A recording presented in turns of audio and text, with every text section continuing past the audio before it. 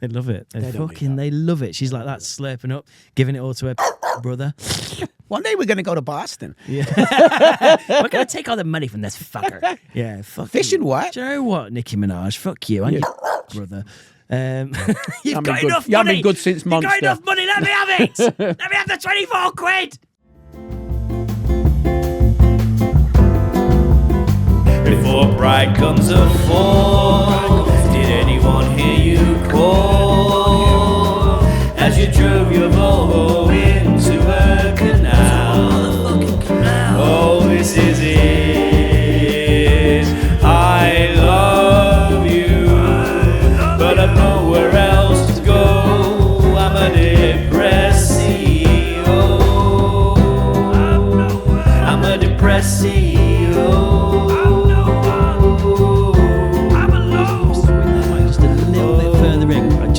Just a little bit towards you. Yeah, I like that. That's beautiful. I love that. Yeah. Hello, everybody. Welcome to episode 51 or 52 of Depressed CEOs podcast. Not sure which one this is going to be, to be honest. It's going to be one or the other. Dave isn't here. He's come down with a terrible case of fit sisteritis. It's where your sister's so fit, you just become terribly ill. He's shitting his arsehole out, and he's and on top of that, he's just been really poorly. He's been he did his poorly voice on the phone to me earlier.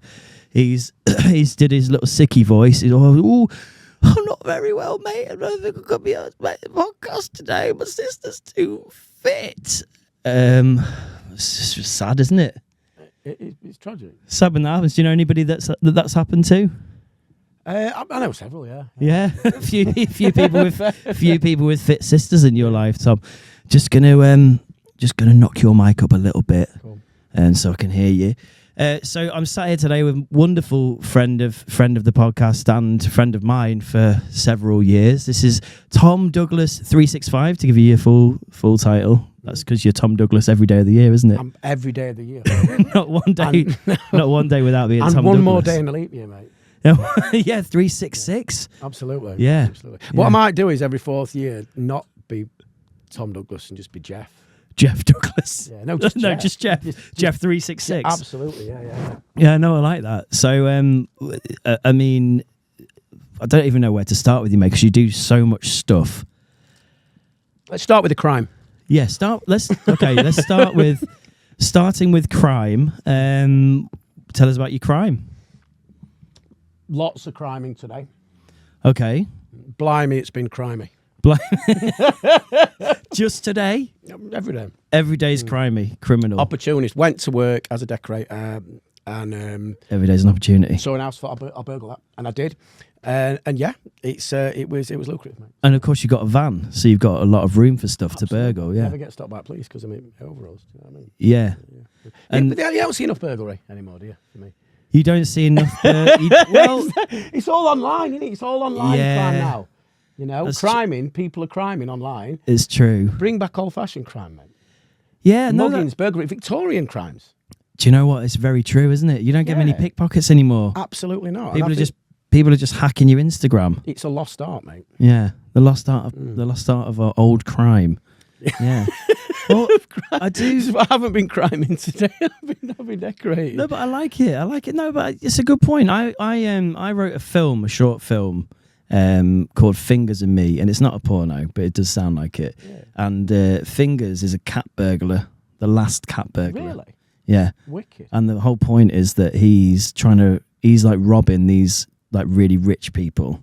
Wicked. And then he meets a traffic warden who keeps giving him a ticket. Yeah. And this guy's like, I'm not going to pay these tickets, so stop giving me a ticket. And then this traffic warden ends up in this kind of embroiled situation where he's like mates with a cat burglar by accident, and then he ends up going on a job with him by accident, and then there's this whole calamity kind of thing where he becomes implicated in the crime, and then they're suddenly like an unlikely duo. Did this happen? Is this a real thing? This is a real thing. Wow. This is a real... I want it to see light of day. 1 second. Can I take these off for a minute? Yeah, of course you can, mate. You do what you want. I will. I'm just going to go crazy. I'm going to go off piece now. Okay, Tom's going off piece. For all our audio listeners, he's going up to the camera.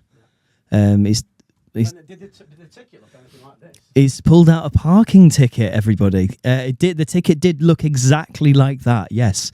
It's not why that's there. That was just I just got a parking ticket. But, it kind of fits the vibe, doesn't it? Absolutely. So, Tom is a painter, decorator, not a burglar. By trade. I look like a burglar. That's the thing. They're going to think I'm a burglar now. Well, if I take my hat off, then people are going to think that this podcast is like a UKIP pro EDL rally or something. Oh, don't be fooled by these fluorescent colours. Yeah, these lovely clothes my goodness! The real reason we're here. Yeah, that's it. Yeah, the real reason we're here. Let's get down to it. So I met you about 10 years ago, maybe longer. Actually, probably longer now. 15 years ago. Yeah, I think so. Yeah. When you were in a band called Spit and Strings. That's right. Yeah. Vibing at the time with Spit and Strings. Sorry, I've got some kind of weird thing going on with my voice, and I don't normally do the tech stuff. Are you going to press the Westwood button? Don't press the Westwood button because he's wrong. I've got crickets. Press the Charlie Sloth button instead. Yeah, man. Yeah, Is that a crowd from the cricket? Yeah, there was a cricket and then there was a crowd. Can I hear the cricket again? Yeah. Here we go.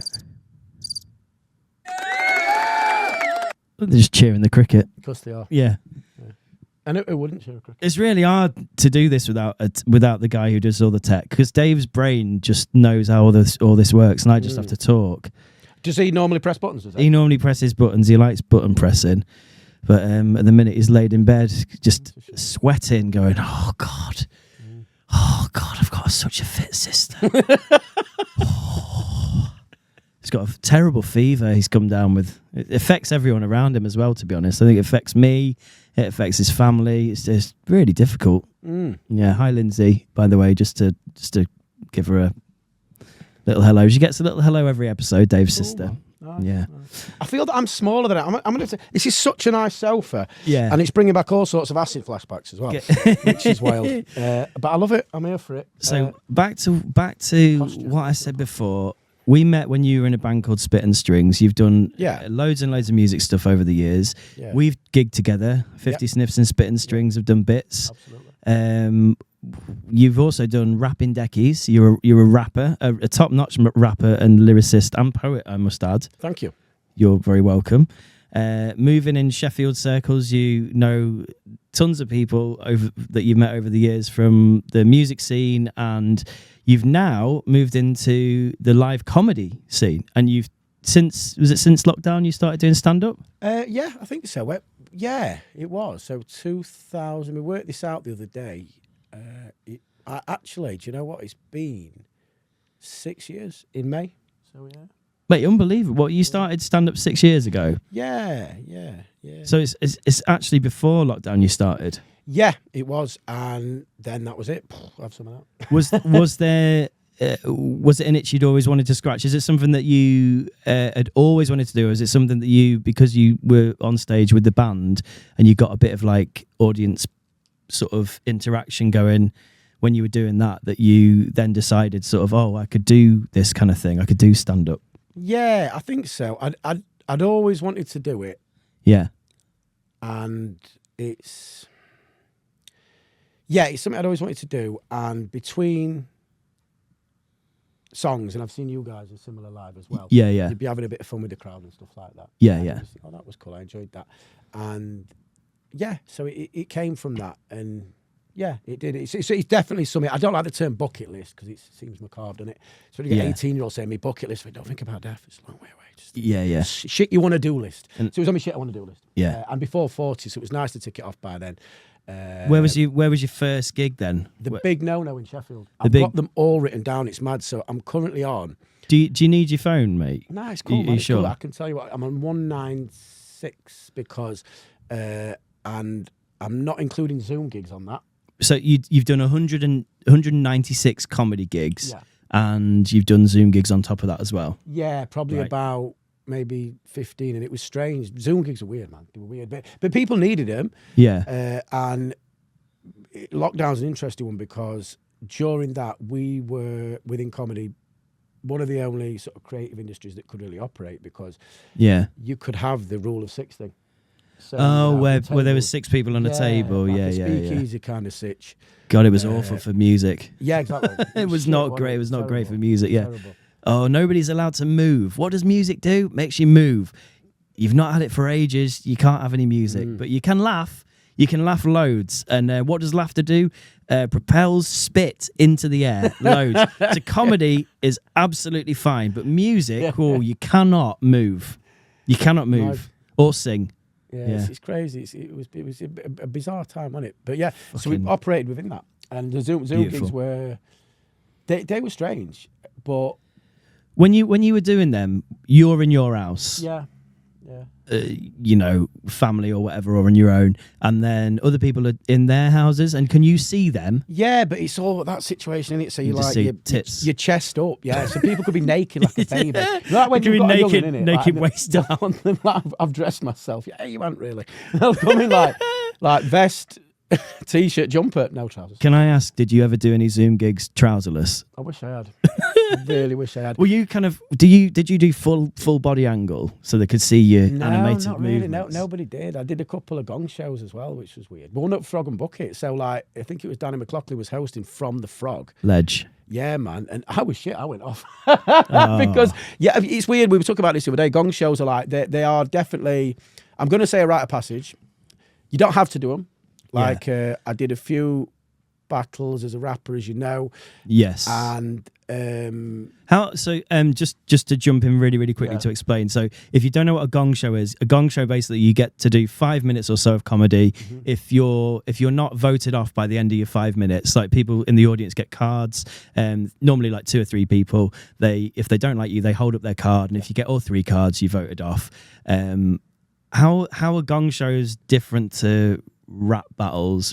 Obviously they're different in terms of like the actual thing, but like, is it a similar level of preparation, or is it different with rap battles because you have to be more thinking on your feet? Or I don't. Do you know what? It's weird. I used to like now we're in this. I'm straying off a lot. We've got several. No, it's good and I like it. It's fine, mate. So my ADHD meds have worn off for everyone at home. My pupils are back to a normal size, so we're going to be going off on some crazy ones. But they'll all come together in the end, like a Quentin Tarantino film. They will. It'd be beautiful, mate. Yeah, man. So we were saying, how are gong shows different to rap battles that you've done, or is there any similarity between the sort of preparation that you have to do for both, or it's the challenge, or the fear factor? So gong shows first. So I would say that people don't have to do them. Like within the comedy industry, a lot of promoters will say to new acts, I run a gong show.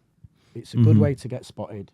Yeah. And what you'll find is that the cream will usually rise to the top. Like the winner will usually be the right one. Yeah. Out of that lot. And I say that as someone who's not been. I've not been great at them. I've won a couple, but they've been online. They've been Zoom ones. Won a couple of gong shows. That must feel good when you win a gong. It does, but again, they weren't. These were small gongs. They weren't like the Comedy Store or the Frog and stuff like that. But equally, it feels bad when you don't. But you've got to learn. So I've famously got, or always had, quite easily offended, quite thin skin, quite sensitive, and that's just me being honest. But 2 things being. Comedy gave me sort of thicker skin, I think, in a way. Yeah. And also Tinder did. okay. 2 things that gave you thicker skin: comedy and Tinder. I love that, mate. So comedy gave you thicker skin. Yeah. Can we just elaborate on that a bit more? So, as in, you used to get more upset about stuff. Was that? Yeah, man. Was that hearing like offensive jokes and stuff, or no, just... not at all. It's on a personal level. So, for example, like say if you're doing, I don't know, you're doing a music show, doing a music gig, and there's a vibe in place. Most of the time, comedy's more obvious when it goes badly. Yeah. And when it starts, you have to have those bad gigs. You've all got to do it as part of growth. So you've all got to have them tumbleweed gigs. To be honest, I've not had many. I've had a few absolute howlers, but you need them, the character building, and it hurts like fuck. And in the same way, I know an established act, they're great, and they did a gong show over day, and they went off at the Frog before 5, and they were beating themselves up about it. I'm like, don't. It's essentially, right, and to go back to the thing about battles and preparation and stuff like that. Yeah. So if you prepare, we say where I'm at now, which is safe pair of hands, semi-pro level, let's say, with comedy and as a compare. I'm a stronger compare than I am an act. You're a great compare, mate, Thank by the you. way. It's- I it's- just want to shoehorn in quickly. Tom runs, you run a couple of comedy nights. Yeah, You've been running one at the Picture House Social, Yeah. which is going on a bit of a hiatus while they do the place up. Yeah. But you also run, it's Chameleon Comedy. Yes. And you do nights at a pub. The Banner Cross. The Banner Yeah, Cross. upstairs at the Banner, which is wicked, and that is so Picture House is this tomorrow night. So this will actually go out on Friday. Yeah. So and that's You'll have missed it. You will have But missed it'll have it, been great. it Maybe. will have been amazing. But that's the last one for a little while at Picture House. No, April's last one. April's the last one. Sorry, my apologies. So, quick plug for that one just before we talk about your comparing and everything. We'll go back to that. But so April's date at the Picture House is April the 10th. bring a fiver. Come and pay in cash. Tom pays all the acts before he pays himself. Yeah. It's always a great night. It's a great little room, isn't it, for comedy? I've been down. I saw Ricky Balshaw there when I was there. I can remember there was a couple of other comedians on. You smashed it with the comparing as well. Thank you. Going back to what you were saying, you're a better compare than act. I think so. I think it's more natural. I mean, like some people comparing. I mean, a lot of acts are himself, but act itself would suggest it's something that is, an act. Yeah. With comparing, you get to just be yourself, chat to the crowd. And what a good compare will do. We're going to cover all these bases. We'll come back to another thing. Yeah. So liken it, and this is my analogy, so I'm going to copyright this right now. Like a game of Guess Who. So it's your job as a compare to go on, to get the energy nice for starters, and keep it there. Interact with people, keep them involved. They like that. And treat it like a game of Guess Who. So you're turning over people so that when the first act comes on, the room's warm, vital. Yes, keep talking until it is, and get that energy there, keep it there. And so when that first act comes on, they know that she is a doctor, that he's a ground worker, whatever. Yeah, and they know people because people will say funny stuff. It's turning over stones a little bit for the comedians that are going to come on as well, isn't it? Like revealing what's underneath everything. Absolutely. Like you were saying, it does help set them up for jokes and also it. What I can say about being an audience member at shows, when you first go to a comedy show, you can be quite nerve-wracking because being spoken to at a comedy show, you feel a bit vulnerable. You feel a bit nervous. So if you've got a good compare like yourself that makes has a laugh with people, but gently, or just goes in completely the other way, like Danny McLaughlin, savage compare, but brilliant. He's fantastic. Warms everyone up, but can be a savage because he's so sharp, so quick. But that really gets the room ready for jokes, ready for everything. So man, and it's nice because I think as an act, it's not that I don't care. When I'm just going to adjust my legs, man. I'm going to take one shoe off. And adjust legs. I've noticed myself. Do whatever you want to do. And I look, I'm going to first show them that sock, which is nice. That's a beautiful sock, mate. I just noticed I look a bit fatter than I am, and it's like it's the way that this couch goes. Me and Dave are quite large men. We joke about our weight on here quite a lot. But this couch doesn't help. We should really It's an unflattering couch. I love the colours. That's it. It's the colours are great. It's just the way it makes you sit. It kind of it squashes you inwards like that. It makes you feel just a little degree of uncomfortable, but also at the same time loved. Absolutely, and it's like I feel frozen on it because it is giving me hard acid flashbacks. So I don't even want to leave. My belly's tickling. It's my wild, boobs mate. are resting on my belly right now. I'm seeing tracks when people. Fucking crazy. Sorry, so let's deal with these things. Let's deal with these. Right, so you were talking about comparing. Yeah, you were talking about how important. We should have done this at 12 o'clock when my ADHD meds were working. I've got some lines made, mate. If you want to rack up a line of that. I'm a bit scared. I want to do it, but I'm scared. It's just It's not like trippy mushrooms. It's just mushroom powder, mate. I'm going to stick to my protein drink, mate. That's absolutely fine. Don't worry about it. What we're going back to? So we're saying.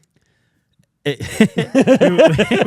were just talking about you comparing, mate, and you said that you're a better compare than you were an actor. I think you were explaining about how comparing works and sort of all that sort of stuff. And then gong shows. And then we were talking about gong shows in comparison to rap battles. Yeah. Okay. Cool. So with a rap battle, I've had. This is going back a bit. And I've said I want to tell you a bit ago, but so you had one on telly? Yeah, the Rapping Deck is one. Oh, right? No, mate, I remember that. I watched it on the telly, so I knew that you did that. Yeah. That was on Don't hate the players, but mate. It's Don't hate like, the players. you know, with respect to that show, it was homogenised. It was corny. It was like we both sent in our verses. Okay.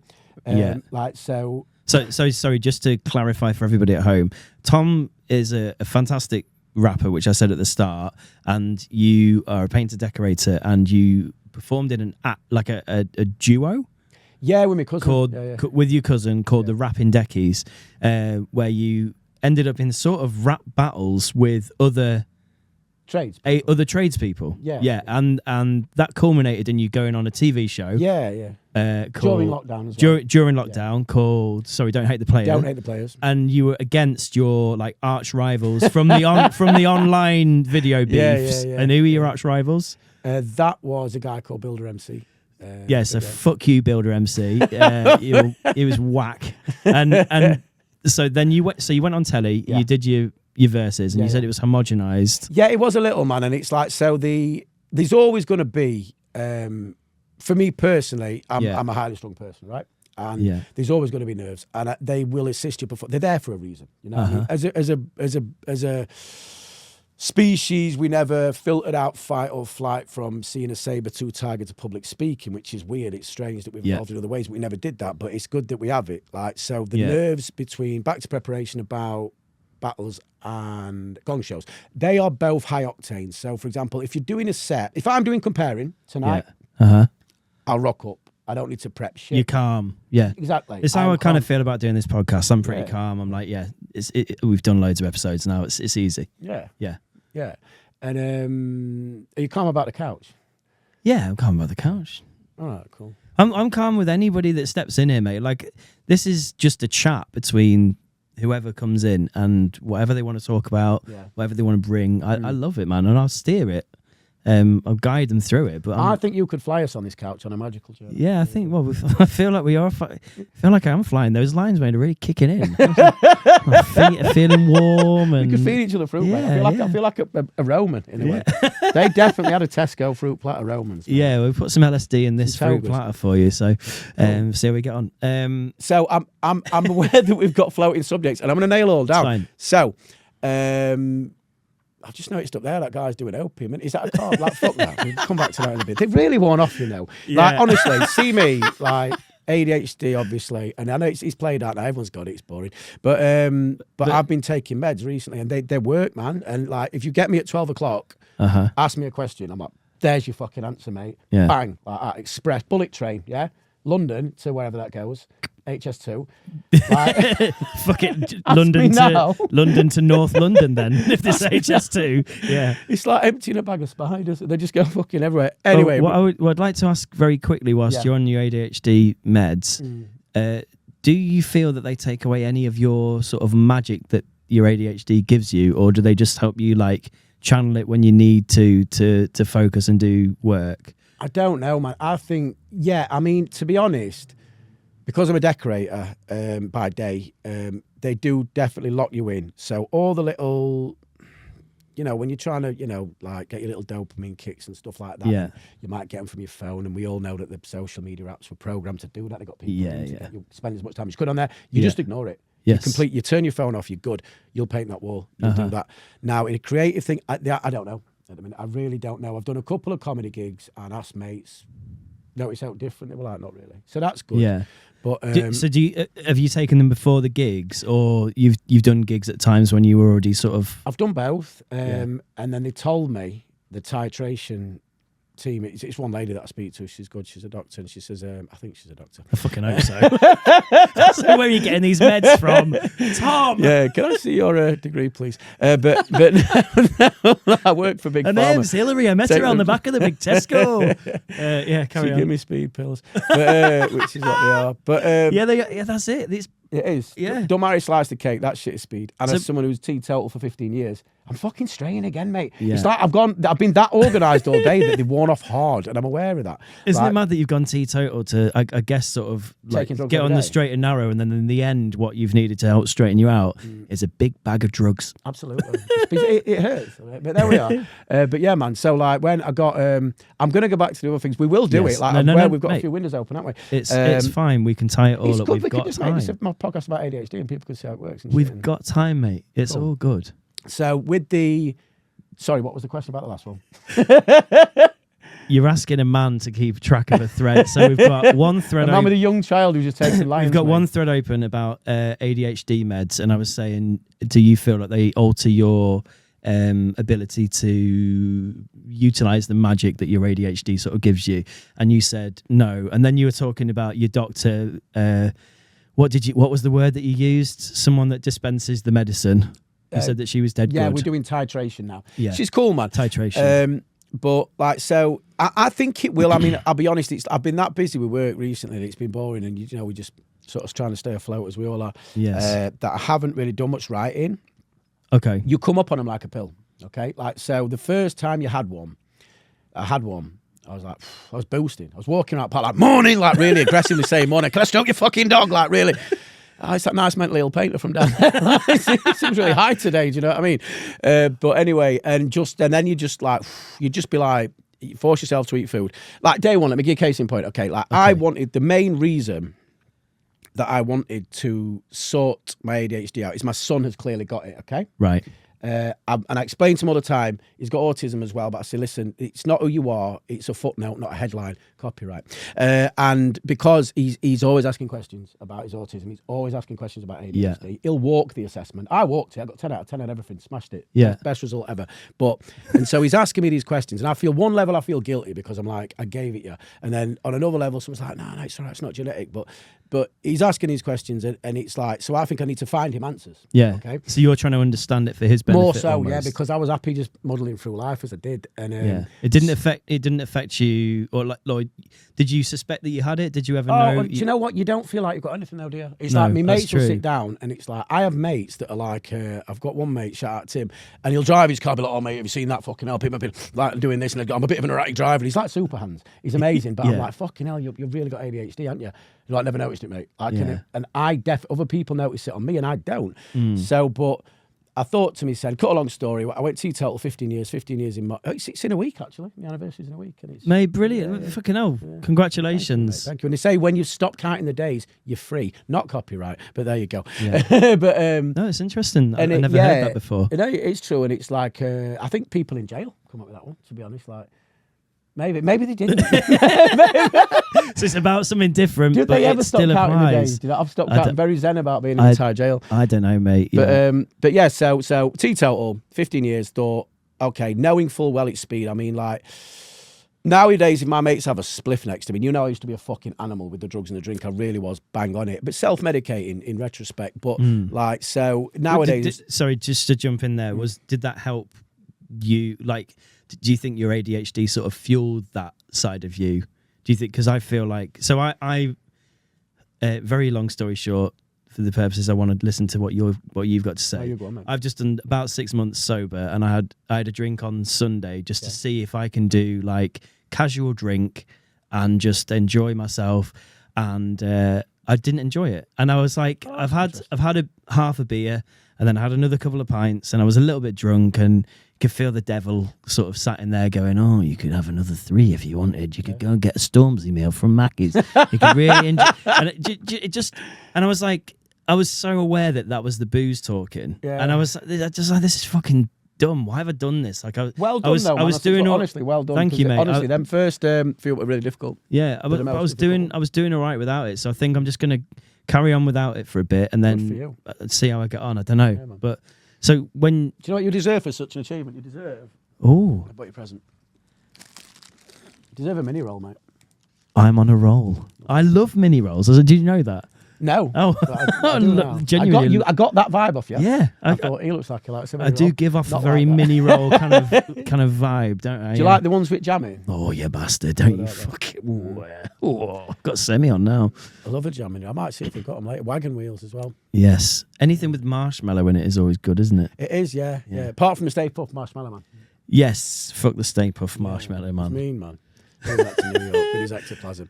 Anyway, right, okay, we're going to close some windows. We're going to go back. Yes, teetotal 15 years, and I thought, I'm too reactive, okay? In every way, I always have been. A bit of an Achilles heel, one of a few.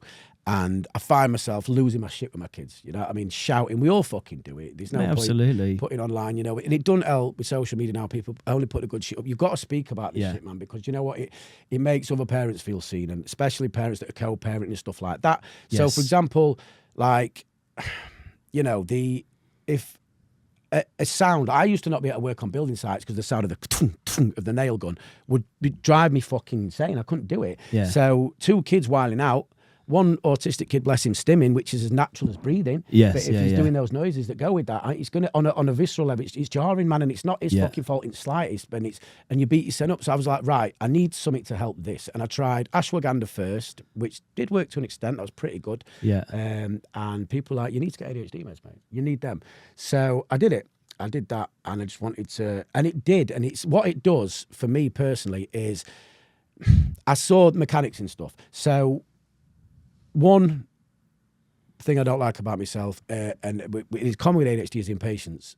And so you'll be in a coffee shop, okay, and it's the morning, and you'll think at times, if you're in a rush to get back to work, oh, they're taking a piss, they're being really slow. But when really, they've got a big ass queue, they're probably going to have an harder day than I'm going to have. They've got a backlog of fucking orders, and they're flying in, they're doing the best. You don't see that normally. So when the first day I had these ADHD meds, which I was apprehensive to have about the 15 years teetotal, I thought, that's a jar of speed on thing. I just took one, and mate, it just, everything, you could sort of see the workings out. Like, so my kids, being kids, whining out, kicking fuck out of each other on the couch and that. And I went down, and I was like, kids, just calm down. You're all each other's got, you know? Yeah. And they were like, okay. And then I went back. Why is Dad being weird? I went back upstairs. I didn't want to tell them what I'd done, because I thought, I'm not. And Eliza, my youngest, bless her, she's 5. She'd like torn, I'm making them sound terrible, they're the great kids, had torn toilet paper up and just thrown it all over the house. Yeah, kids do that. The kids. Yeah. And but times ADHD will blur that, and you'll take it personal. Do you know what I mean? Of course, mate. And it's like, or maybe I'm a twat, I don't know. No, but you get overstimulated. It depends what you're carrying at the time as well. You've got work. You've got work on. You've got a comedy gig that night. You've got to get them. You've got to get them somewhere. You've got to feed them. You've got to know what's for tea. And then you get to the point where they're like, they don't want anything. You're like, just get in the car. No, I won't get in the car. Get in the. I get you. It's overload. And so basically, so she'd left all these toilet paper all over the thing. Raph, for no reason, Raph's very well house trained. He's 9. Sorry, Raph, if you're listening. Big up, Raph. He weed all over the floor in the bathroom, and I was like, why have you done that? Like, and I very calmly, but is there any reason you've done that? And he was like, yeah, sorry, I guess let's clean it up together. And he was like, is this guy all right? And then later on, we got in the car, calmly again. Yeah. Got in the car, and this guy fucking proper cut me up. Like, I was like, phew. Yeah. And they were like, even kids were like, what? I was like, no. I goes, he's probably having a bad day. Like, and they said, are you all right, Dad? I was like, I'm fine. Like, and I didn't tell them that I took these pills. And then at about 5 o'clock, they wore off. Yeah. And again, Rafi's reactive, and he sees stuff, and he asks stuff, and he's always asking questions and stuff. And they both are, like, but... And he stuck his finger up at me because he'd seen it somewhere, just like this, stuck his finger up, and I'm like, why have you done that? And he goes, I wanted to see your reaction. I says, my reaction is, you're a little fucking shit. He goes, their meds have worn off. So he's like, I've got so we looked at 5 o'clock and my pupils are back to normal, so they do wear off. But I'm finding a way, man, and let's see. I mean, I'm going to come off from an experiment with having days off, because people do say it snatches creativity. Back to the thing about, if I may, real quick about the... Yeah, mate, please do. Go wherever you want to go. The difference between prep, between a gong show and a rap battle and a regular comedy set is like, okay, if you imagine a regular comedy set as cricket terms, let's do it like that. Okay, so your Edinburgh set, I don't do Edinburgh sets, but if you do, that's an hour. That's Test cricket. Your regular set, club set, 20 minutes is a one-day international, and a gong show is T20. It's as simple as that. It's fast, bang, bang, bang. It's a penalty shootout compared to a real game of football. You've got to put your best joke up top, make them laugh within 20 seconds and gone, and then bam, bam, bam, bam, plan it like that. So I know what you're thinking. Yeah. all those ones. Yeah. But yeah. So you know, like a potato with eyes. And it's like you get sort of it'll progress you, but some people say they're good, some people say they don't. But it's not worth beating yourself up about. It's really not. Yeah. And with rap battles, I've always found I used to love when freestyle meant freestyle. So did you did before the TV, before the rapping deckies? Yeah. When you say that was homogenized, you meant that basically they cut out a bunch of your lines, didn't both they? of ours, to be fair to other kids, like, and both of ours, and they were very.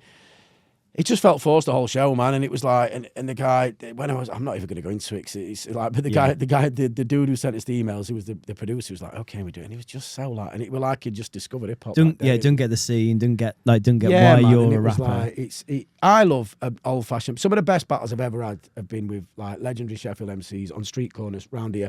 And what got you into rapping? What was the first little catalyst? The first little taste of it? And then we'll talk about the Sheffield rap scene and stuff at the time. What, rapping myself? Yeah. So like, or I guess maybe the music, the culture. Like, have you always been into hip hop? Were you into other stuff before? Like, I just like words, and it's like, so yeah, always massively into hip hop. And that's a Sheffield thing as well, because John McClure on here said there's something in Sheffield about the power of the word. Yes, it's really important here, and there's lots of beautiful phraseology. I don't know if that's a word. I'm going to say phraseology. It's your word, and yeah, there you go. And other stuff that comes from Sheffield. There's like lyrics from people from here. I've always noticed they've always got a little bow on the end. There's a sharpness and a playfulness to them. Yeah. And you definitely do that within your raps and your poems. Nice. And all that sort of stuff. So you said you love the word. Yeah, I think so. Do you know what? A lot of things I've done, and I think as a kid, you know, I still listen to music now on the radio. And for example, with Central C going over to America and being, you know, smashing America, it makes me sad because we've got so many talented MCs over here, man. And we've had them for years, you know, people like your Chester Peas, man, and people like that, people like Jess, people like Skinny, man, people like Black Twang. This is going back, and Estelle, I know she smashed it, but that was off the back of a link with Kanye. And if you look now, like people like Potter Paper, Give Any Problem with getting with his record, but then people like Little Sims, people like Dave, who are genuinely good lyricists. Potter Paper's an incredible lyricist, do you know what I mean? Yeah. Obviously, it's not for everyone. It's fucking hard. You will be depressed after you listen to it, but he's real with that, and he speaks about it with, which is very important if people are going to talk about that life of crime that they're living in, which he definitely is. He's about that fucking life, but he does it with, like, what's one lyric now? He says, "Okay, cry tears under burnt bridges. We just out here trying to fill fridges, and every time I rap, it's like a walk of atonement. I talk about the shame in this life I'm condoning," which is responsible. Yeah. Which you need. Yeah. Now, with Central C going over there and, you know, being touted for this album, for me, and they're saying it's the best of British, and that a lot of Americans are going to think it is, and it ain't. And it's like, and that hurts. Like, and no disrespect to Central C, his work rate's insane, fair play to him, but I mean, there's so many good British MCs here that are genuinely about lyrics. And so I think what started me rapping is listening to people on radio, and a lot of rappers will tell you this. And Marcus said the same. Shout out Marcus. Is that Matic Mouth? Yeah. Shout out Matic Mouth, Marcus. Yeah. And I watched him ages ago in an interview, and he says, you know, every MC believes they're the best. And I think, especially as a younger MC, you do. Yeah. I know I'm nowhere near the best now, but when you're coming up, you do, and it's like, and it's part of it. So I would have been listening to the radio to answer your question, which I'm going to manage to answer. No, mate, you're smashing it. You're doing great. And it's all of this is relevant. It's great. Is you think I'm better than them, straight up, and that's where it starts. And it's like, and you're listening to not all, but a lot of stuff that you would hear on the radio, like the watered down shit, and like, and these could be American acts, and they will be if it's on radio. Not now. But it was then, and you think I'm fucking legitimately better than them in that freestyle I did the other day. Yeah. And then you'd be, I like playful battles, and you could have. So who was around, and so when you started writing your first like lyrics and stuff like that, who was around in Sheffield? Was there a scene that you knew of? Were you like the only one that was ever doing it? Because I remember writing raps at home, and it was so ludicrous that I was writing rap lyrics because there was no rap scene in Lincolnshire. It was fucking stupid. So the route I ended up going down was like, fuck, I'll just make it funny. Because then it's You're not brilliant, because man. then it's not were amazing. because then it's not natural serious showman as well. and that helps. Oh, thank you. I Big appreciate time, that. honestly. But it's one of those ones where I think I was trying to work out how it started, and so I was writing these funny, stupid little raps because I was like, I can actually do this art form. Yeah. But to legitimize it for me, I'm just gonna have to make it jokes. So that's kind of. But that also it really worked for you, man. And your hip hop's stuff kind of went that huge. anyway. It is, and it's a huge part of it. So it's the comedy Yeah. part. I mean, excuse me. So within, That's right. so you had Hoods Underground, shout out Hoods every Yeah. time. And how did you find out about this? Were you just going out in Sheffield and seeing acts and stuff, and then being like, "Oh, I'll jump up and do that," or did you know about it from?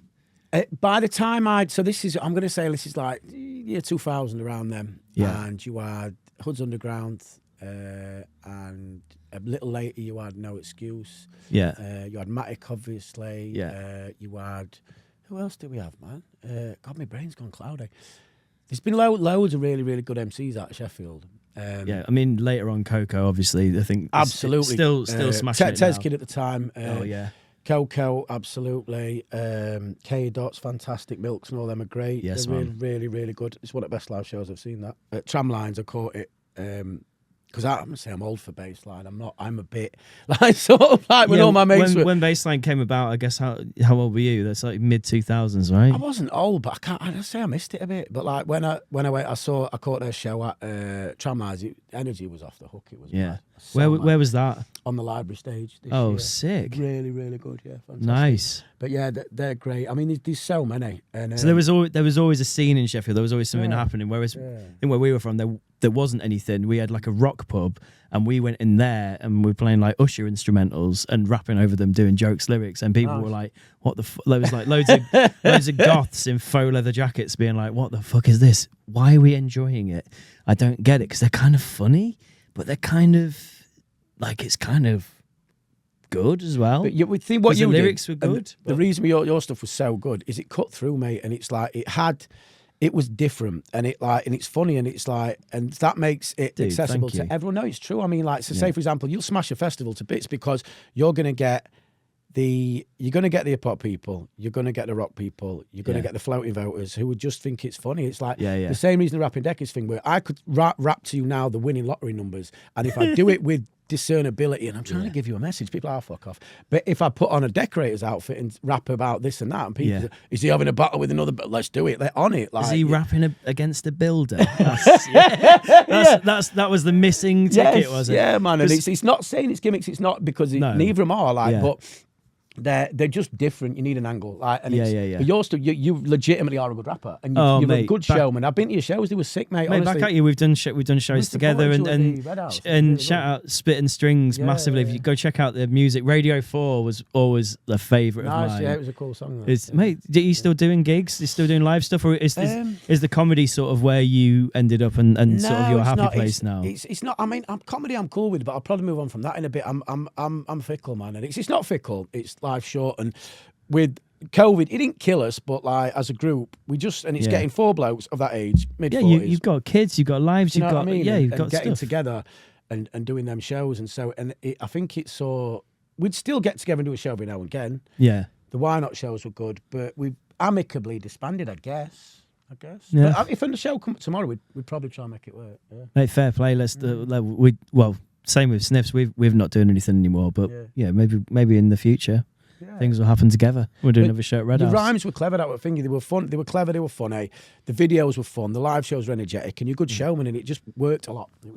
Mate, back at you as well, because you've toured around Sheffield. Should we just feed each other grapes? Yeah, let's do it. Yeah, and then we can moisturise each other's heads. Oh mate, look at that, beautiful. Yeah, beautiful stuff, man. So. Were there any other things that we've left unopened from the beginning? Yeah, sorry, let's go back, because I feel like we've strayed, but it's been cool.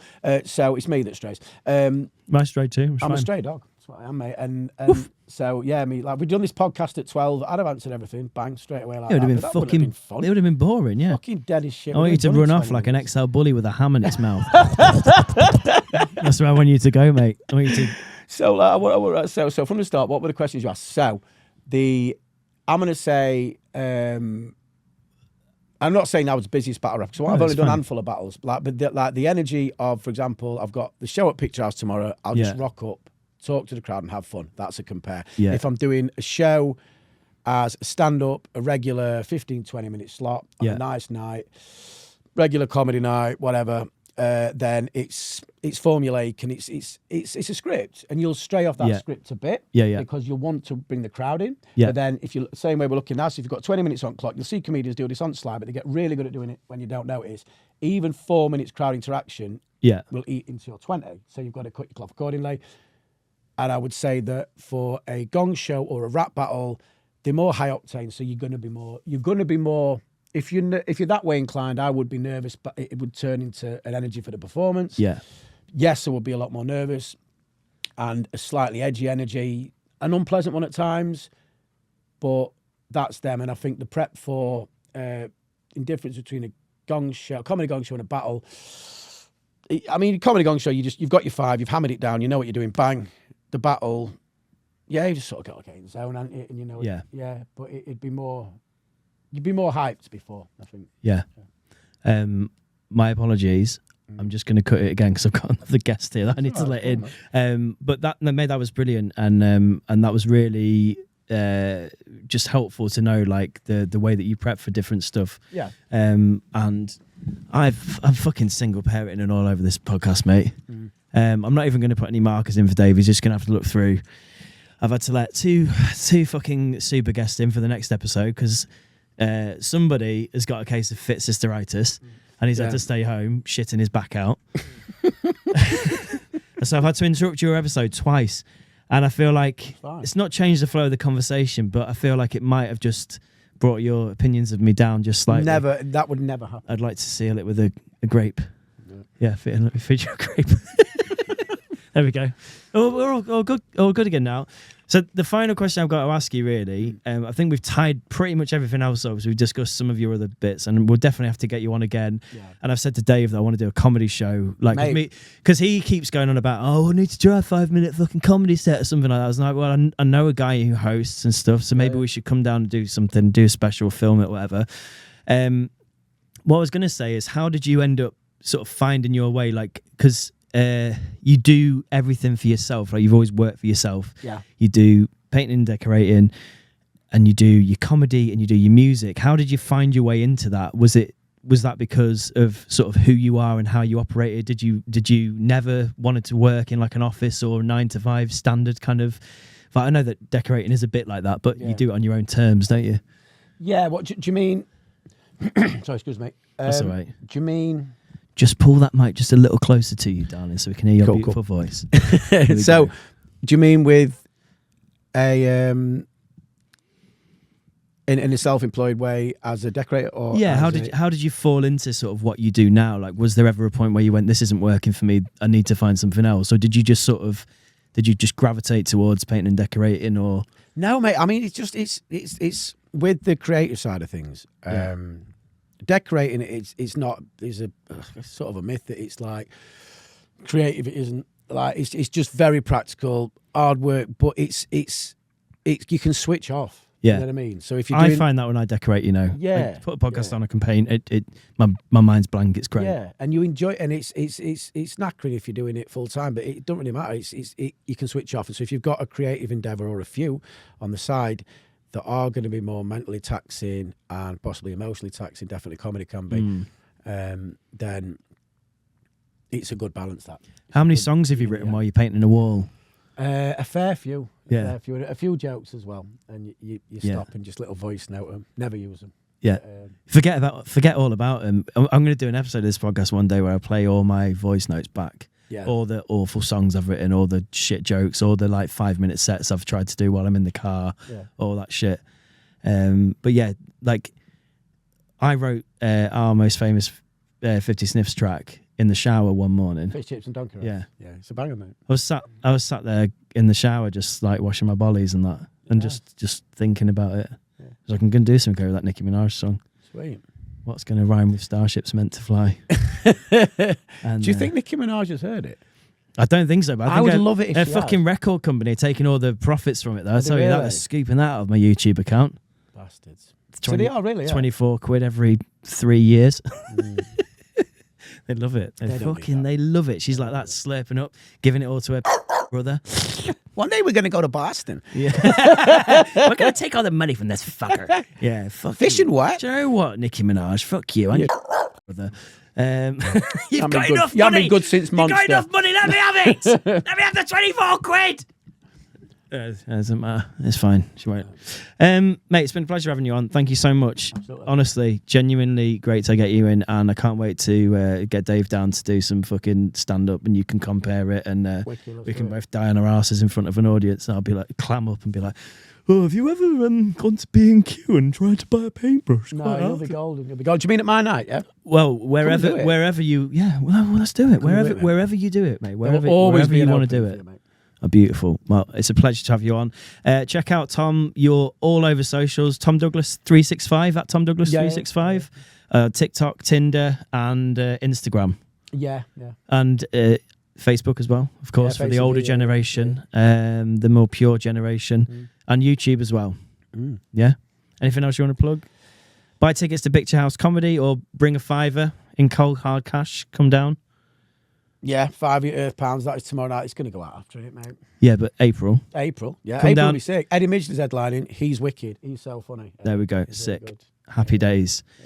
Mate, thank you so Pleasure, much. man. Nice one, thank you. One more handshake and a kiss. See you later. See you later. Bye, everyone. Bye-bye.